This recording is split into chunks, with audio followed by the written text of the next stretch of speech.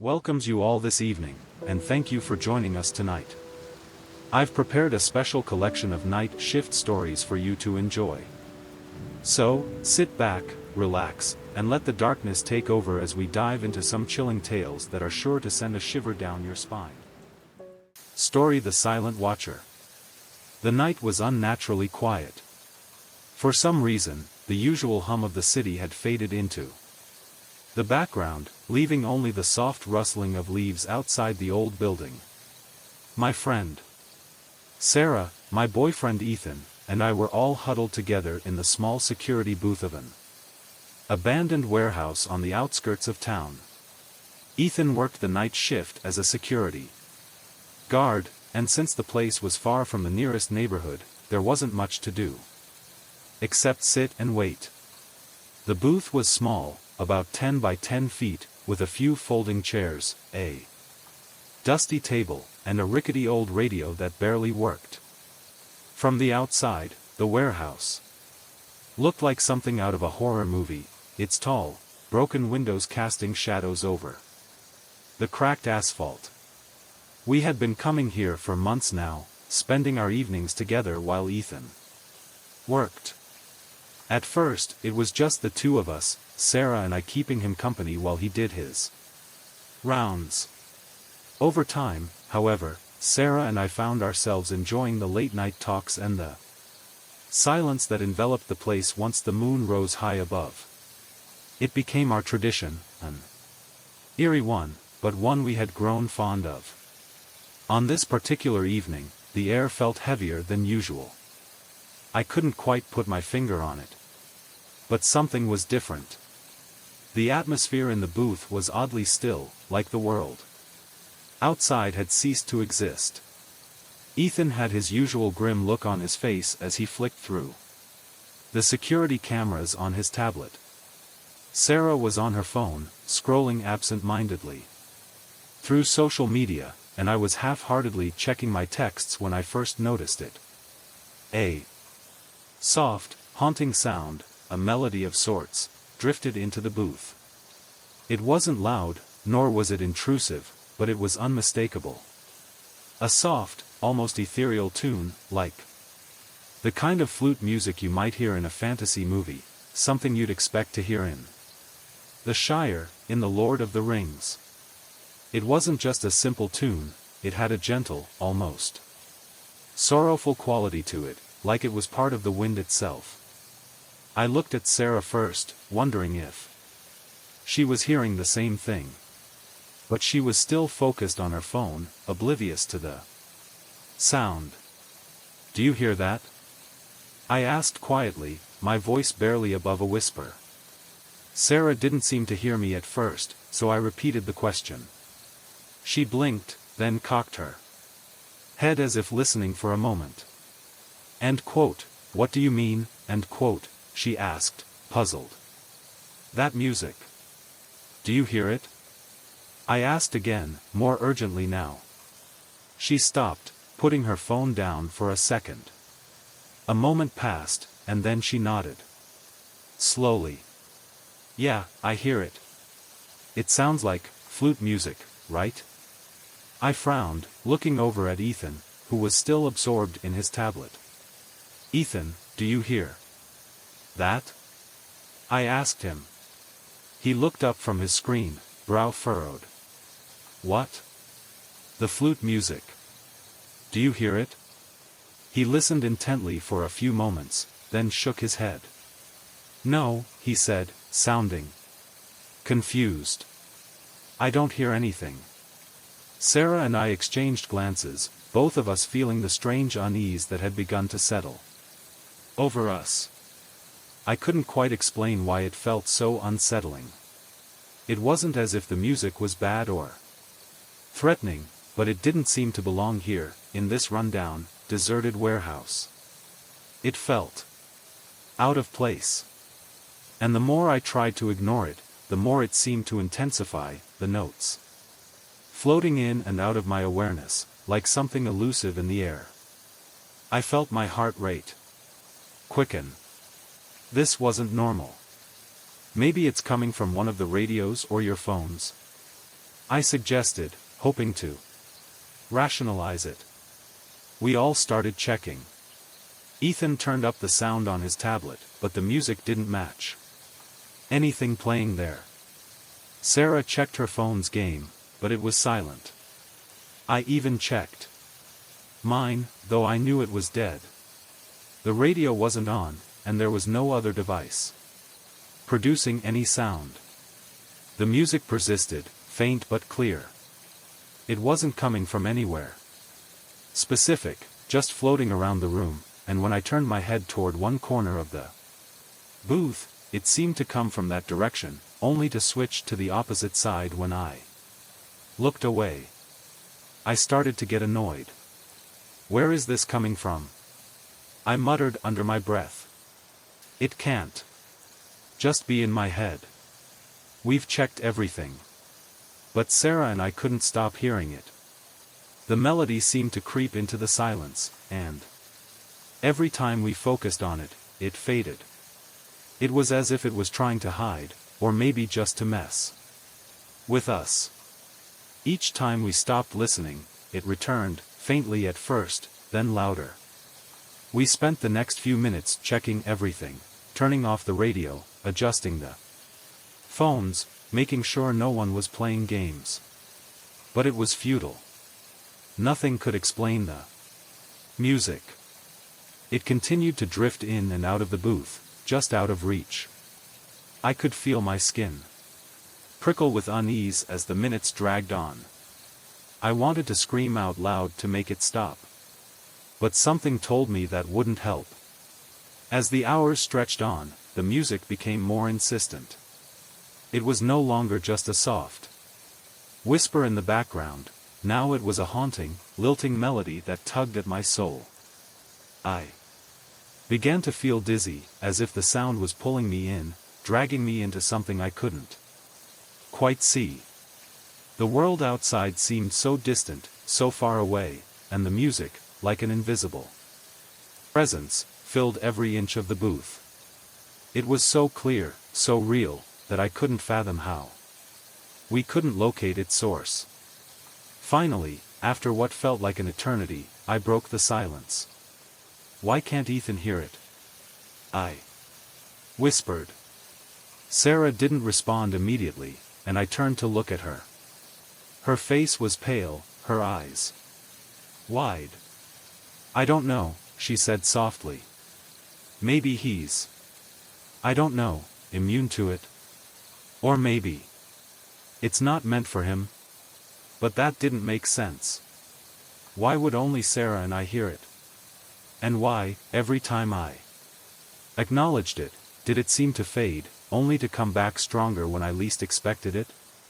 The more I thought about it, the more it felt like the music wasn't just a sound, it was a warning, or worse, a presence.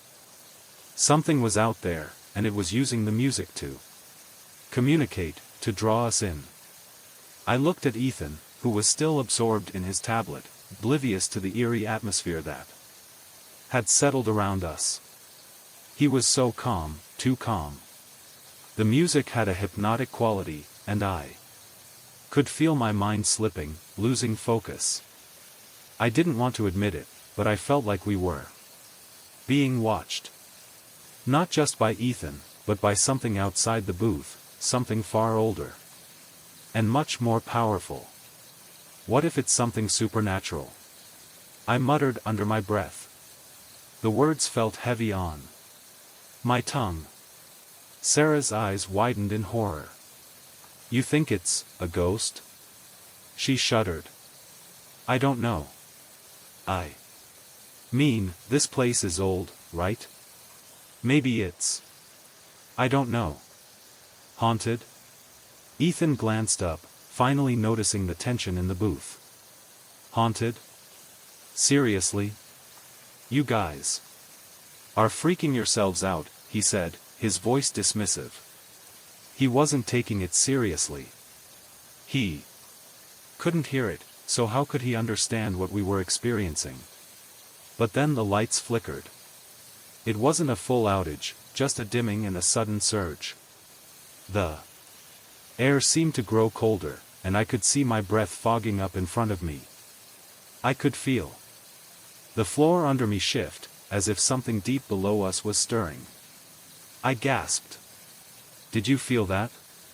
Ethan stood up, looking uneasy now. "Yeah, okay, I'll admit it. That was weird." "What's going on?"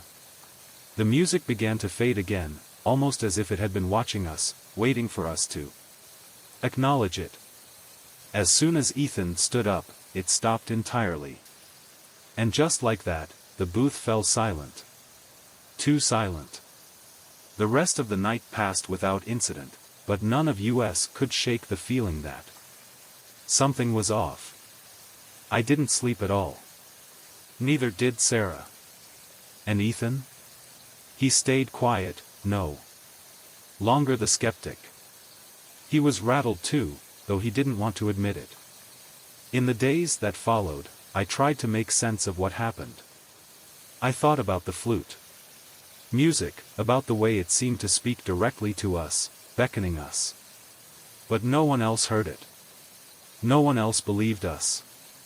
The warehouse remained empty and silent, but I knew something was watching, waiting. It wasn't just a sound. It was a warning.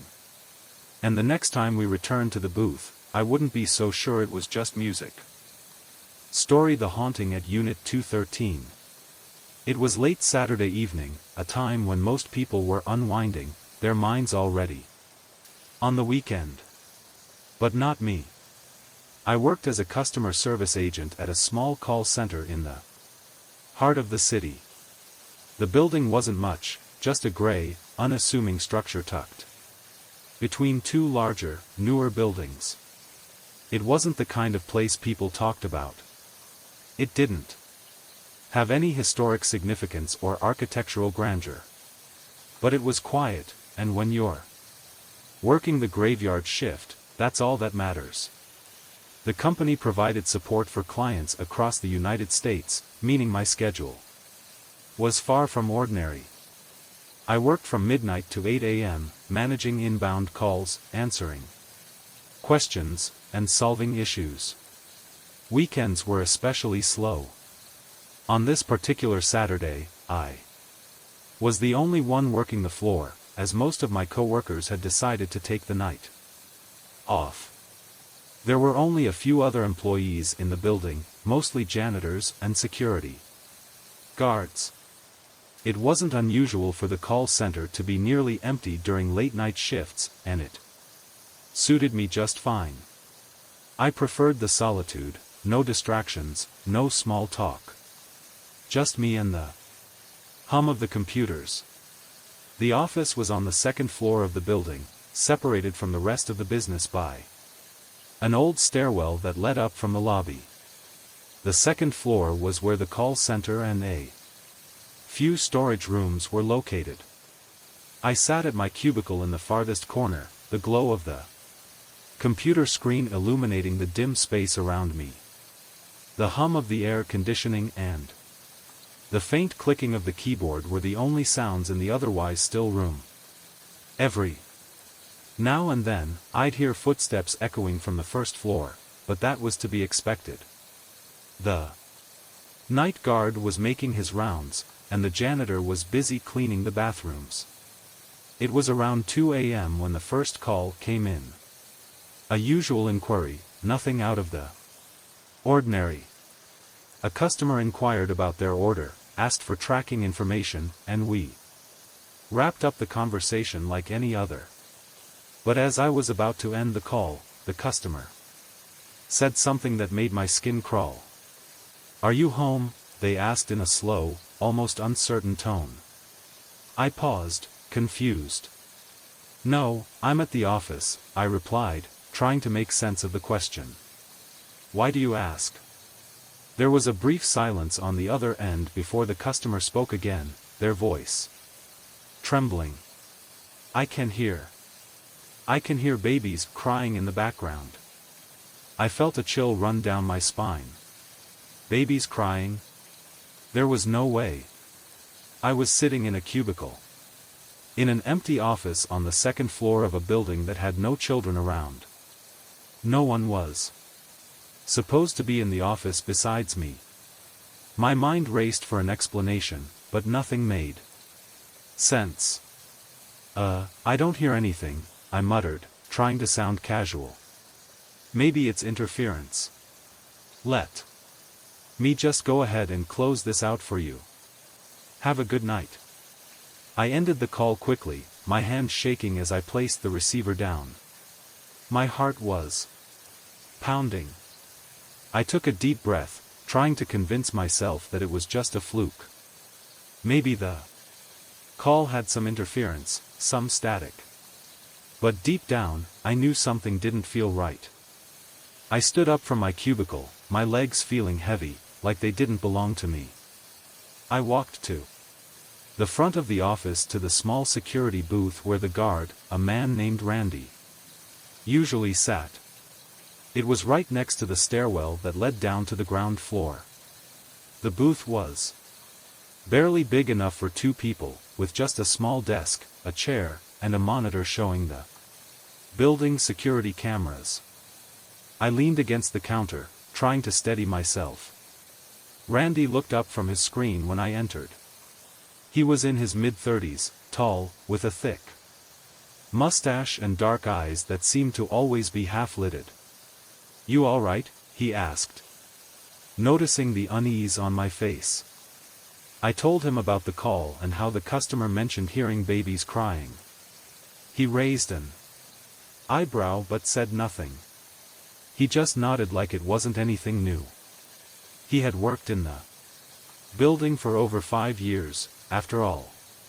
"Must be the spirits," he said, finally breaking the silence.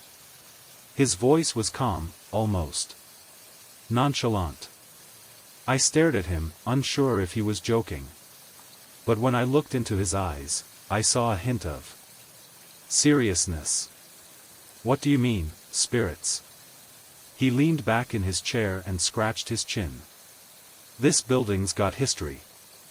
They say the second floor is haunted. The spirits of 2 kids and their mother still wander the halls. They don't mean any harm, but they like to play tricks on people. Haven't you heard about the weird things happening around here?" I blinked, trying to process what he was saying. What kind of tricks? Doors opening on their own. Computers turning on without anyone touching them. Things moving when no one's around. The usual stuff. I've seen it myself a couple of times. It's harmless, but if you're not used to it, it can be unnerving. I didn't know what to say. I'd been working at the call center for about 3 months, and no one had ever mentioned anything like this. The building was old, sure, but I never thought of it as a haunted place. I shrugged it off, but the idea lingered in the back of my mind. "I'm sure it's nothing," I said, forcing a nervous laugh. Randy just nodded again. "If you ever need help, just let me know." I didn't want to go back upstairs, but my shift wasn't over yet. I had another 6 hours to go. So, I made my way back to my cubicle, trying to shake off the strange conversation. But no matter how hard I tried, I couldn't forget what Randy had said. The rest of the night passed in a haze. I answered a few more calls, but my mind kept drifting. Every time the phone rang, I couldn't help but feel like something was watching me. And then, just after 3 a.m., it happened again. I was in the middle of another call when I heard a sound. It was faint at first, almost like the soft rustling of fabric. Then it became clearer, high-pitched, soft, and unmistakable. It was the sound of children laughing. The laughter echoed through the empty office, but it wasn't coming from anywhere in particular. It was just there. I froze, my heart hammering in my chest. I looked around, but there was no one. No children. No one else was even in the building. I glanced at my phone, as if the sound could be coming from there, but it wasn't. The laughter stopped as quickly as it had started, but my nerves were shot. I grabbed my things and headed downstairs to the security booth, my legs unsteady as I descended the stairs. Randy was still there, flipping through some papers. When I walked in, he looked up. "You heard it too, didn't you?" he asked, his voice low. I didn't need to answer. He already knew. I didn't finish my shift that night. I called in sick the next day, claiming I wasn't feeling well. But that wasn't the reason I left. I didn't come back to the call center after that night. 2 months later, I found a new job, one where I didn't have to worry about strange noises or ghostly laughter. But even now, I still think about Unit 213, and sometimes, when the house is quiet and the wind is just right, I swear I can hear the faint sound of children laughing in the distance. It's a reminder that some things can't be explained. Some things aren't meant to be understood. And some places are better left alone.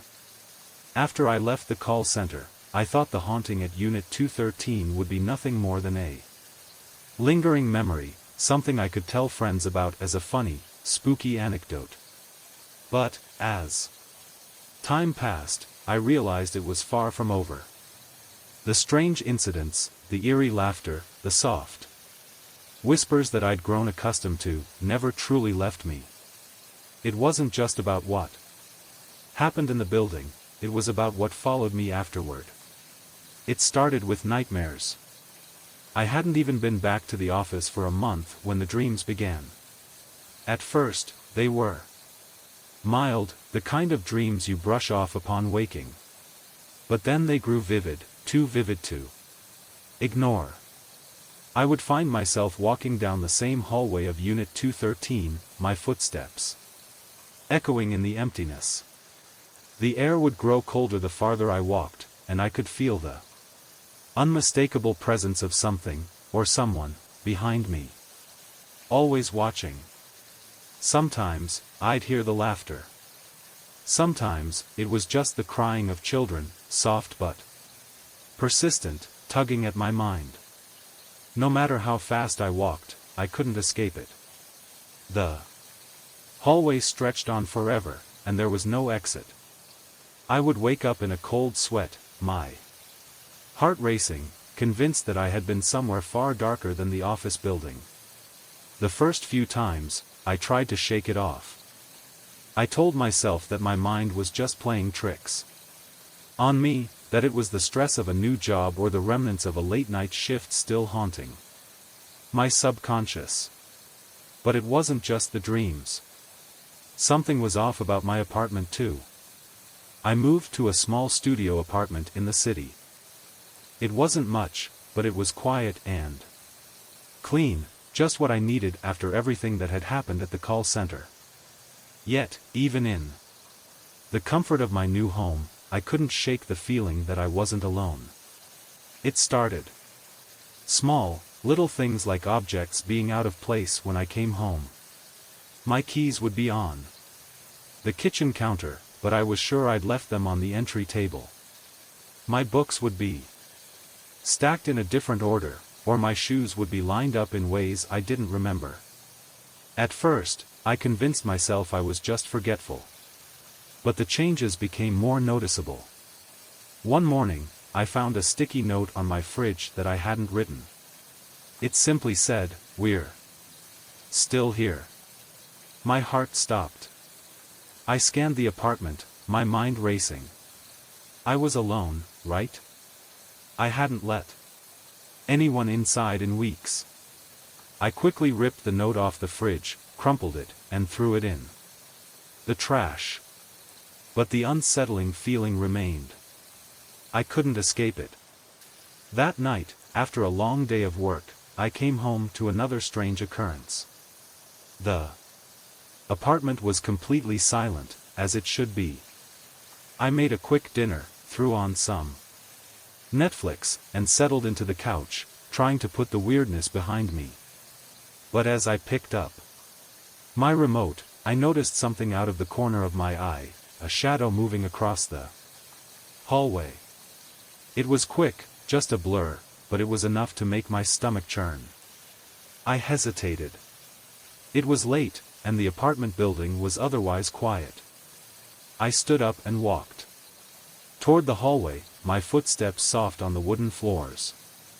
The apartment was small, so it didn't take long to reach the end of the corridor, where my bedroom and the bathroom were. Everything looked fine. Nothing out of place. I felt a little silly for getting worked up over nothing. But as I turned back to the living room, I heard it. A faint noise, like the creak of a door opening. The same sound I'd heard over and over in my nightmares. Slowly, I turned around. My heart was thudding in my chest, and I had to fight the urge to run out of the apartment. I couldn't let myself fall apart. Not again. I walked back down the hallway, my pulse racing with each step. I reached my bedroom door, slowly pushing it open, half expecting to see something, or someone, standing there. But nothing. The room was empty, just the bed and the dark corners of the room. Except, there was something else. On the floor next to the bed, there was a small, crumpled piece of paper. My breath hitched as I picked it up, feeling a cold chill seep into my fingertips. It was the same handwriting. The same sticky note. The one I had thrown away earlier. "We're still here." I dropped the note, my hands shaking. Panic spread through me like wildfire. I could feel my head spinning. Was I losing my mind? Was this all some twisted game that my mind was playing on me? Or was it something more? I had to get out. I grabbed my purse and keys, ready to leave. But just as I was about to step out of my apartment, I heard it again, the laughter. The children's laughter. It was faint at first, but growing louder, as though they were right outside my door. I froze, my heart hammering in my chest. It wasn't real. I knew it couldn't be. But my legs wouldn't move. My body was paralyzed with fear. And then, from the hallway, I heard the sound of footsteps. Not just one set, there were two. Small, light footsteps that could only belong to children. And then, another sound. A soft, feminine voice, calling out. "Mommy. Mommy, where are you?" I gasped, my blood turning to ice. I didn't know what to do. I had to get out. But I couldn't move. I couldn't escape. It was like I was trapped in a nightmare. I must have blacked out, because the next thing I knew, I was sitting on the floor of my apartment, breathing heavily. The footsteps and the laughter were gone. The apartment was silent once more. But that silence didn't bring comfort, it only deepened my dread. I couldn't stay here anymore. I had to leave. I grabbed my things, bolted out of the door, and ran down the stairs. The elevator was out of service, and I didn't have the patience to wait for it anyway. I rushed out of the building, running until I reached the street corner, where the busy city lights finally gave me some semblance of relief. That night, I didn't go back. I stayed in a nearby hotel, far away from my apartment, away from Unit 213. I didn't know what was happening to me, but I knew one thing for certain: I couldn't keep running from it. The haunting wasn't going to let me go that easily. It wasn't just a building. It wasn't just a job. Something darker had followed me. And it was clear now, it wasn't over. Weeks passed, but the haunting didn't stop. The dreams got worse. Sometimes, I'd wake up to the sound of crying children outside my window, but when I looked, no one would be there. I would see shadows moving across my apartment, only to find nothing when I looked again. I tried to reach out to Randy, the security guard. Maybe he could explain what was happening. Maybe he had some advice for how to deal with whatever force was haunting me. But when I called his number, it went straight to voicemail. He didn't answer my emails. It was as though he had vanished from my life completely. The one thing I knew for sure was this: I wasn't alone. The spirits from Unit 213 were still with me. And no matter where I went, no matter how far I ran, they would follow. Days turned into weeks, and my life became a cycle of restless nights and brief moments of normalcy during the day. I couldn't shake the feeling that the haunting had latched onto me. Like a shadow I couldn't outrun. I tried everything to find answers, visited psychics, searched online forums, and even called in a priest for an exorcism. But nothing worked. The shadows in my apartment grew darker, the whispers louder, and the children's laughter became a constant, eerie soundtrack to my life. Every night was the same. I'd lock the doors, close the windows, and pull the covers tightly around me, hoping that this night would be different. That I could finally sleep without waking up to a disembodied voice calling my name or the chilling sound of tiny footsteps padding across the floor. But it never was. It had been a month since I'd last heard from Randy, the security guard. The odd thing was, he had been the one person I thought might understand what I was going through. If anyone knew anything about the strange occurrences at Unit 213, it was him. He had been the one to give me a warning when I first started the job, talking about the ghosts of children and the mother who haunted the building. Yet, when I tried to reach out to him, he disappeared without a trace. His phone was disconnected, his email inbox full, and when I drove by the security office where he used to work, the place looked abandoned. It was as though Randy had never existed. My desperation reached a breaking point, and that's when I decided I needed to face this haunting head-on. I couldn't keep running from it, not anymore. If the ghosts from Unit 213 were following me, then I had to go back to where it all started. I needed to confront them, to learn the truth behind the strange occurrences that had plagued my life. That night, I made up my mind. I would return to the building. The moon was barely visible behind a veil of clouds as I stood in front of the call center, staring up at the dark windows of Unit 213. The building was eerily quiet, as it always had been after hours, but tonight it felt different. The air was thick, charged with an unnatural energy. I could almost feel the weight of something watching me, waiting for me to enter. I took a deep breath and pushed open the door, stepping into the dimly lit lobby. The receptionist's desk was abandoned, and the sound of my footsteps echoed off the tile floors. I moved toward the elevator, but before I could press the button, a soft laugh broke the silence. It was faint at first, but it grew louder, like the tinkling of children's laughter, familiar, yet terrifying. I spun around, my heart racing in my chest. But there was no one there. I couldn't ignore it any longer. I walked to the security office where Randy used to work, hoping that maybe he had returned to his post, that maybe he could give me answers.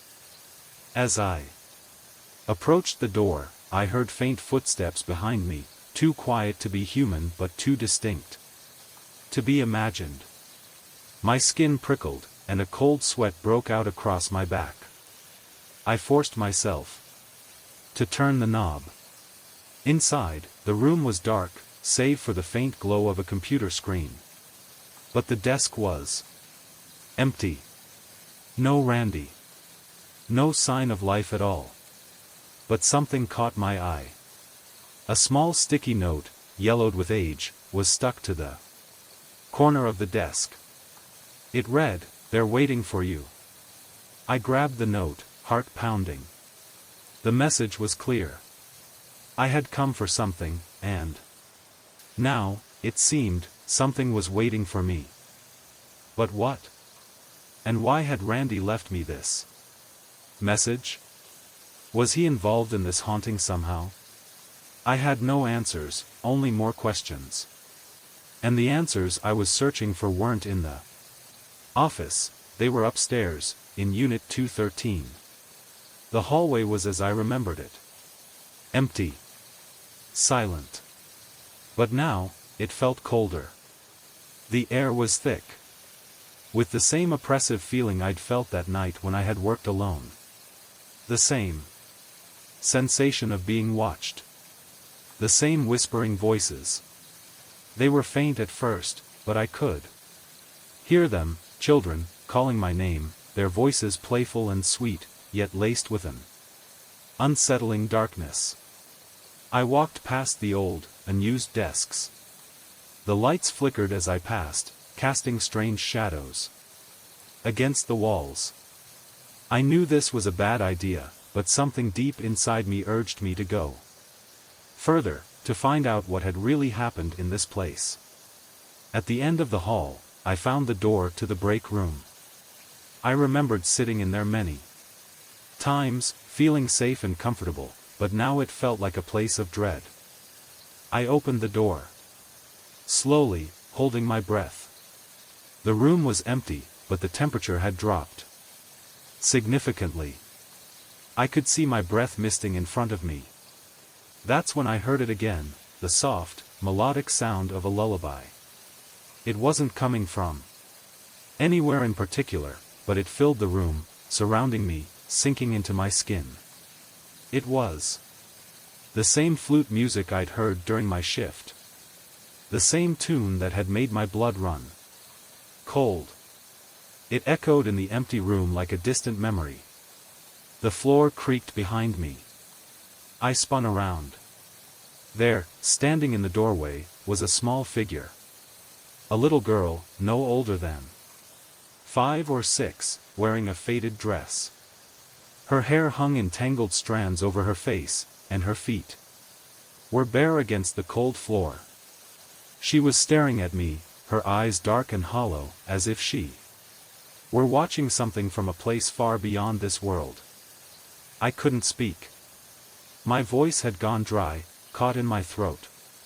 The girl lifted her finger to her lips, a silent gesture for me to stay quiet. And then, she spoke. "Mommy, why did you leave?" I froze, unable to move.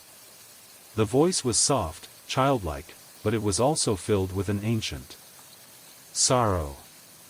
I opened my mouth to say something, but before I could respond, the girl disappeared, vanishing into thin air as if she had never been there at all.